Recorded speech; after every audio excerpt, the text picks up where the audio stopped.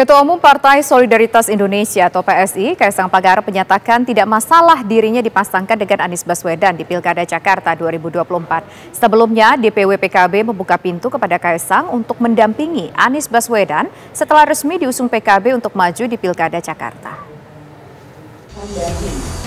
Rekomendasi DPW PSI kepada Ketua Umum Partai Solidaritas Indonesia (PSI), Kaisang Pangarep tidak mempermasalahkan dirinya diusulkan Dewan Pengurus Wilayah Partai Kebangkitan Bangsa atau PKB menjadi wakil gubernur mendampingi Anies Baswedan di Pilkada Jakarta. Kaisang menyebut Anies Baswedan menempati posisi tertinggi dalam survei calon gubernur di Jakarta saat ini. Pernyataan Kaisang ini menanggapi manuver DPW PKB yang mengusulkan Kaisang berpasangan dengan Anies.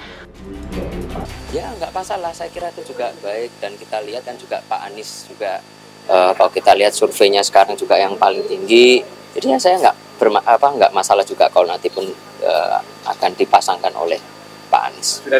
Sudah itu ya. Sebelumnya, DPW PKB membuka pintu kepada Kaisang untuk mendampingi Anies Baswedan setelah resmi diusung PKB untuk maju di Pilkada Jakarta. Wakil gubernur siapapun kita terbuka, termasuk dengan Mas Kaisang yang kemarin di media kan, tersebar di media bahwa Mas Kaisang mau menjadi wakil Pak Anies kan. Kita juga bersedia kalau Mas Kaisang memang mau mencalonkan wakil gubernur DKI Jakarta. Kita juga sudah komunikasi dengan PSI. Untuk merealisasikan duet Anies Kaisang, DPW PKB mengklaim sudah berkoordinasi dengan PSI. Dari Jakarta, Yoga Kuspratomo, TV One mengabarkan. Anies Baswedan hari ini berkunjung ke kantor Dewan Pengurus Wilayah PKB Jakarta. Kedatangan Anies ke markas PKB Jakarta ini dilakukan usai resmi diusung maju di Pilgub Jakarta oleh PKB. Anies tiba sekitar pukul 1 siang dan disambut oleh jajaran petinggi DPW PKB Jakarta. Kunjungan Anies ini berlangsung selang 1 hari setelah DPW PKB Jakarta mengumumkan Anies sebagai calon tunggal, yakni untuk maju di pemilihan gubernur Jakarta. Saat menyampaikan kata sambutan, Anies menjelaskan soal pentingnya peran negara dalam memajukan pembangunan dan mensejahterakan warga Jakarta. Anies juga menyinggung soal warga Kampung Bayam yang kini tergusur.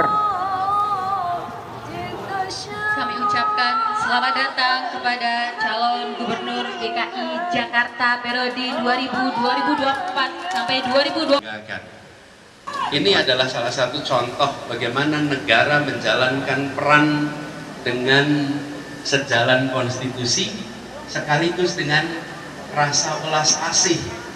Negara melihat rakyat itu sebagai anak-anaknya, sebagai orang-orang yang dicintainya.